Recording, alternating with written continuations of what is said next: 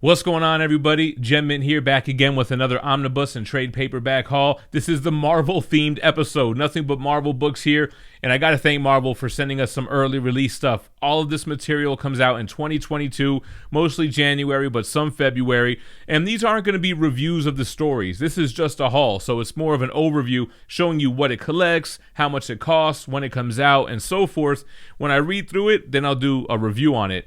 But big thanks to Marvel and a huge shout out to Whatnot. Whatnot is easily the best app to buy and sell your comics and collectibles. I'm personally going to go live tomorrow, Wednesday, 2 p.m. Pacific, 5 p.m. Eastern for my Whatnot Wednesday comic auction. I've got Omnibus, I've got Ratio Variants, and I've got key issues, Silver Age key issues. You guys aren't going to want to miss it. If you haven't downloaded the app yet, use the link in the description or in the pinned comment. It'll give you a $10 credit towards your first purchase. And when you use that $10, it gives me a $10 referral. So it's a win-win. Make sure you guys jump on the app. It's the best of both worlds when it comes to YouTube live auctions and the eBay marketplace mixed together for a great time. With that out the way, let's jump into this haul. And let's start off with the books that come out on January 5th. We have the Avengers World War She-Hulk trade paperback, Non-Stop Spider-Man, and of course the Avengers West Coast Epic Collection. Alright guys, starting with the books that release on January 5th, we have the Avengers Volume 9, which is World War She-Hulk.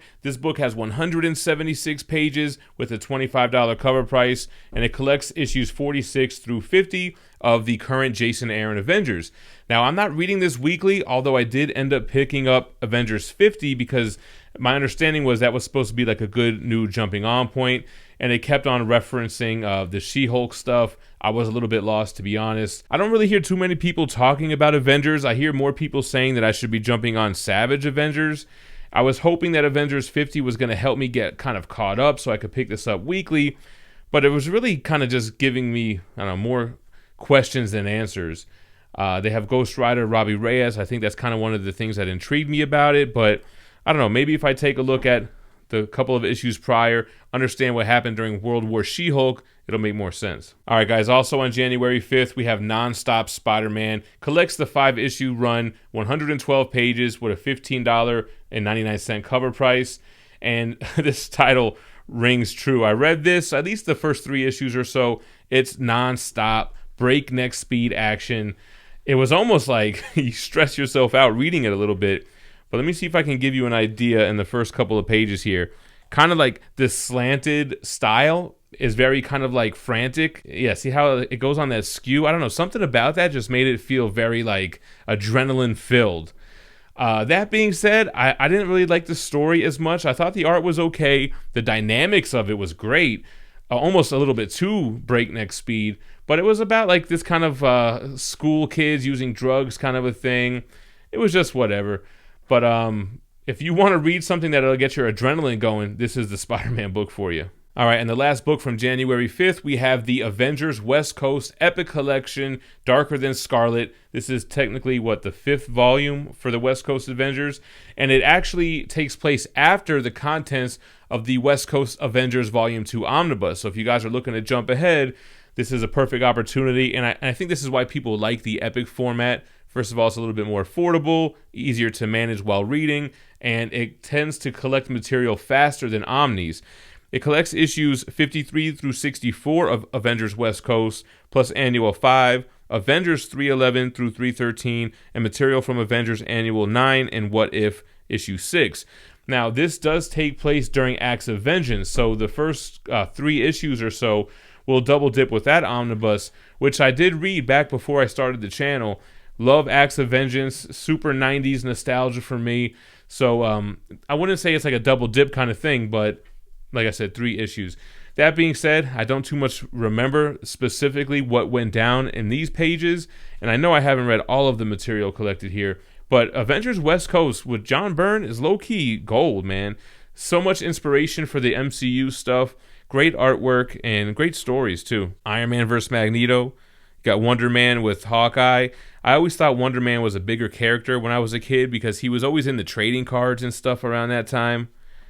But yeah, like I said, man, if you're looking to jump ahead, I haven't heard of a Volume 3 of West Coast Avengers being solicited, but that would be nice as well. All right, so that was all the January 5th stuff. All of these books come out on January 12th. We have the final trade paperback for the Chip Zdarsky Daredevil. We have the Immortal Hulk, technically the last trade paperback, but last volume collected up to issue 50. This collects all of the tie-ins from King in Black and so forth. Then we have the next volume in the Miles Morales Spider-Man. We have the Ten of Swords trade paperback.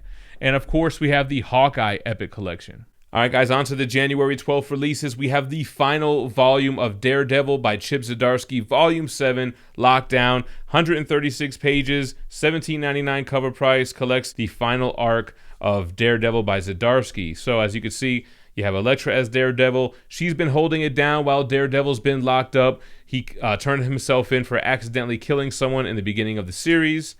But now it's time for Daredevil to hit the streets, help take out the clone Bullseyes, and leading into the current Marvel event, Devil's Reign, which has to do with Kingpin as mayor, marrying Typhoid Mary, and stuff like that. So this is it. If you guys were collecting the trades, now we can just hope for an omnibus, perhaps when Devil's Reign is done. All right, guys, also on January 12th, we have Immortal Hulk, Volume 11, Apocrypha. This is a 224 pages book, $25 cover price, and it doesn't collect the single issues. That's already been completed with Volume 10.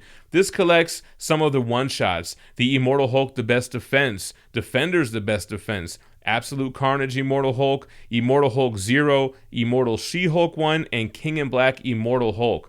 So not as strong as the other trade paperback that only had one-shots. This is more of like the tie-in trade paperback, if you will, which would also complete the Immortal Hulk series in trades. Yeah, I mean, if you're a completionist and you want everything Immortal Hulk, you're going to have to pick this one up as well. With that being said, hopefully there is an omnibus that collects the one-shots like I mentioned, plus these bonus tie-ins and the 50-issue run. I'm assuming it would be a 2-volume omnibus set. I did read all this material as it was coming out with single issues, but again, this is not so much a review as an overview of what's coming out and what it collects. But I mean, Immortal Hulk gave us great artwork, interesting and unique storytelling, and a new direction inside of Hulk, different than what we've ever seen. Then we have the Miles Morales Spider-Man Volume 6, All Eyes on Me. 112 pages, $16 cover price, collects Miles Morales Spider-Man 29 through 31 and material from the Spider-Man Annual one, the Miles Morales stuff. Currently not reading Miles. I never really hear like I'm missing anything from not reading this title. I don't know, man. Guys, let me know in the comments, but I'm not caught up on this. I know that they had a Clone Saga event that almost brought me into it, but I don't know. So what's going on in Miles Morales right now? All eyes are on him, so what's really happening? I got some Taskmaster action here.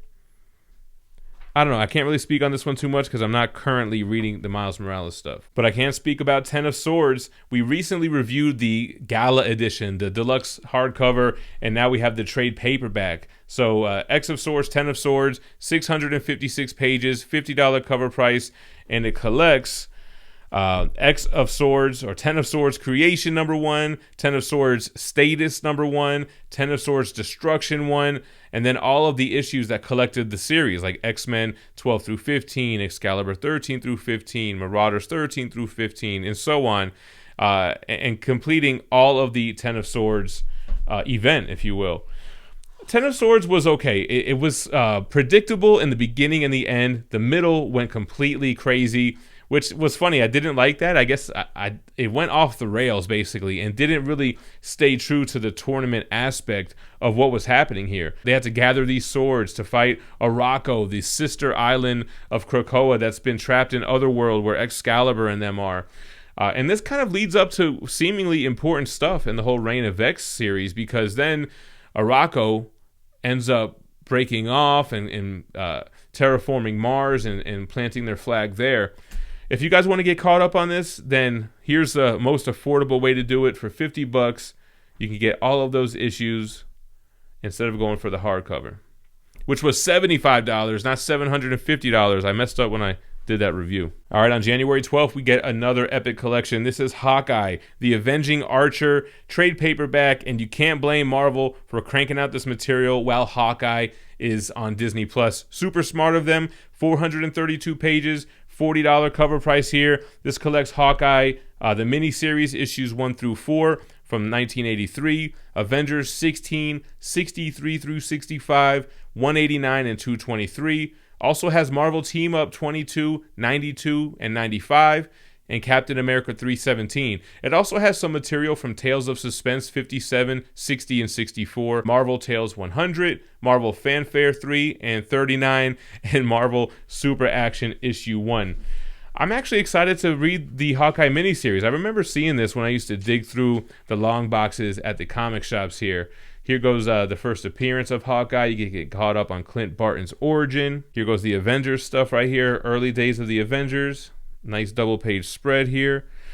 Not really sure how much of this I've actually read. Probably not too much. So another great way to get caught up with this material. If you guys are really digging the show and you want to know more about the comic version of Hawkeye, this is the origins. This is the first stuff. So no better place to start, right?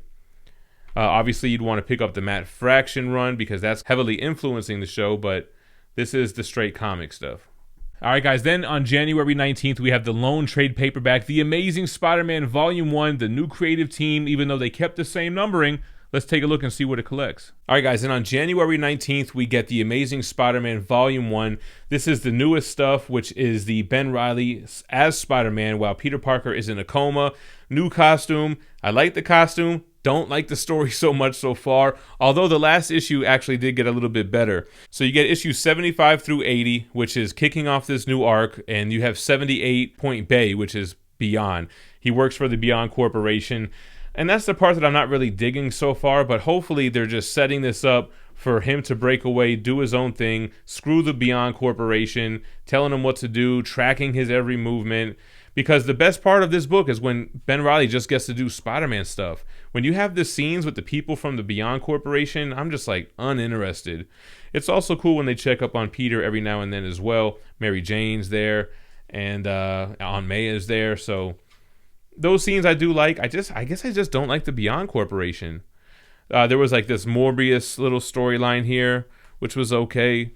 A lot of Misty Knight stuff from the Beyond Corporation. So, I'm going to stick with it and see where it goes, man. Love me some Ben Reilly Spider-Man stuff. All right, guys, now what you're all here for, the Omnis. So cool to see a Doctor Strange Omnibus Volume 2 continuing the Silver Age run from Strange Tales to Doctor Strange. Let's jump into it. All right, guys, onto the Omnibus. January 5th, we have the release of the Doctor Strange Volume 2 Omnibus. So kind of hyped about this one. I did read the Volume 1 back before I started the channel, and it was kind of an easier read because it was the stories taking place in Strange Tales, which is a Silver Age book that had 2 stories in them, only one of them being the Doctor Strange. So that smaller serving of Silver Age, say that 3 times fast, was easier to digest when it came to Doctor Strange. This book continues with that. You have Strange Tales 147 through 168. It ends up being retitled to Doctor Strange right here, where it becomes 169 through 183. Then Avengers 61, Submariner 22, and Incredible Hulk 26, plus material for Marvel Feature 1. $100 cover price on there, and there are 2 covers. So this cover is by Kevin Nolan, as you can see here. The DM cover is the original cover for Doctor Strange 177. Funny enough, Volume 1 is being reprinted today as well, and it has that famous Alex Ross cover, but it also has a new cover for the DM variant, which is different than the one that I have on the first printing, so that's kind of interesting. All right, so 704 pages. Here's the front of the hardcover. Yes, the spine on the dust jacket and on the hardcover has that new updated Silver Age spine, which everybody loves. And here we go, jumping into it. So this is after Steve Ditko's departure. Roy Thomas picks up. And I really did enjoy Volume 1. I'm telling you, like I said, it was easy to kind of read because of the shorter issues. That is the case here as well, as it continues to be titled Strange Tales.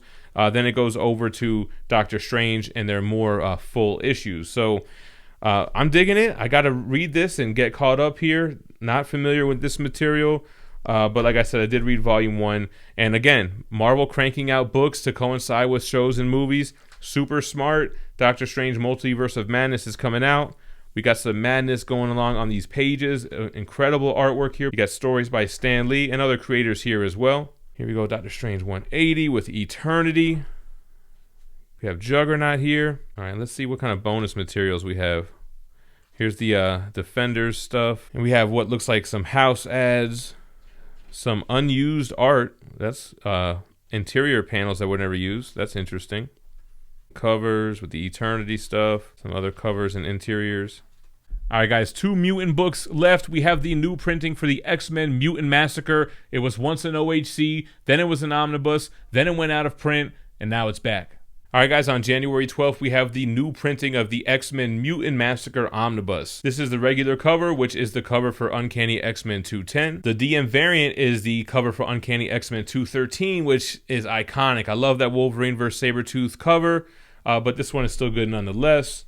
Here we have the spine. Everything looks identical to the first printing that I own. This does collect the tie-in that goes throughout Uncanny X-Men, X-Factor, New Mutants, Thor, Power Pack, and more. It also gives you the X-Men vs. Avengers, the original one with that 4-issue series, 952 pages, $100 cover price. Has the same beautiful wraparound cover, the epic battle between Wolverine and Sabretooth like we get in the books here. Now, this was one that was originally an oversized hardcover, and then Marvel made it into an omnibus. I read it back in the day when it was an OHC, and this is kind of like the early days of the new X-Factor. The X-Men are just now finding out that Jean Grey is alive, and this is leading up into the Inferno event. So this is pre-Inferno, like I said, tying into all these other issues like Thor and Power Pack and things of that nature. It has to do with the Marauders, the Sabretooth team that's out here trying to kill all mutants. And great artwork, cool epic tie-in stuff. Love seeing all the mutant and X stuff reprinted. If we can only get some books that fill gaps, that would be amazing. And I don't know if I should reread this and do a proper review. I got to check to see if I did a review for this on the channel. Let's see what we got in the back of the book here. All right, looks like we have the original art for the cover here, issue 210. We have some articles on the event. So these are just the articles and such from the Marvel Age stuff. Some nice Nightcrawler, Colossus pinups, Lockheed and Shadowcat. Got a plot synopsis by Roger Stern. That's pretty cool. Unused cover art, trade paperback artwork. The Sabretooth miniseries, which reprints some of these issues. Fantastic Four vs. X-Men, which they ended up redoing last year. Cool. All right, guys, and last up, another great volume 2, Excalibur, continuing the X-Men spin-off comics in omnibus format. Let's jump into this and see what it's all about. All right, guys, and not being released until February 9th, we have the Excalibur Omnibus Volume 2. Very cool to see them continue with these volumes, giving us all the mutant tie-ins. This one collects Excalibur 35 through 67, Weird War 3, The Possession, Heir Apparent and XX Crossing, Sensational She-Hulk 26, and material from Marvel Comics Presents 75 and 110, 1,080 pages for a $125 cover price. This is the regular cover, which is the original cover for Excalibur 42, and the DM variant is the original cover for Excalibur 57. Awesome kind of pinup here by Joseph Rubinstein. And here we have both covers, kind of non-trade dress, same spine. And again, this amazing X-Men Excalibur mashup here. So Excalibur is not a book that I read growing up. I mean, when I was growing up, man, forget about it. I couldn't buy comics every week, especially when Spider-Man and X-Men were branching off into so many other titles. This one starts with the Weird War 3, which feels more like a Marvel graphic novel, a little bit more mature of an art style. Then jumping into the more comic style that you're familiar with on the regular series here. So here we go. So the UK based mutant team, you have Nightcrawler here, obviously, Captain Britain, Shadowcat, Megan. And I've pieced things together here and there by reading more current, up-to-date stuff, but never have actually read this older materials. I feel like this was early 90s, 91 to 93 or so. But I like that it's collected in this format. You don't have to hunt down all these individual issues. And I've been on an omnibus kick lately, man, reading these omnis and trying to do more reviews for you guys. So, you know, maybe we'll do a mutant review where we go Excalibur and New Mutants and all those. New Mutants Volume 2 is coming out as well. So that should be fun. Let's see what kind of bonuses this one has. So Alan Davis, the creator and the artist and writer on this volume, giving his take on Excalibur. We have the kind of obscure covers here in the back, promotional posters, scarce annual. Here's a nice press poster. It's pretty cool. Can't forget the swimsuit edition stuff. Nothing screams 90s more than that. Of course, we have the trading cards from back in the day. Love when these get included. And, of course, some original interiors. All right, guys, and there's the haul. Again, big shout out to Marvel Comics. A big shout out to Whatnot for sponsoring the video. Make sure to catch me live tomorrow, 2 p.m. Pacific, 5 p.m. Eastern for an epic auction. Stay minty fresh, y'all. Peace.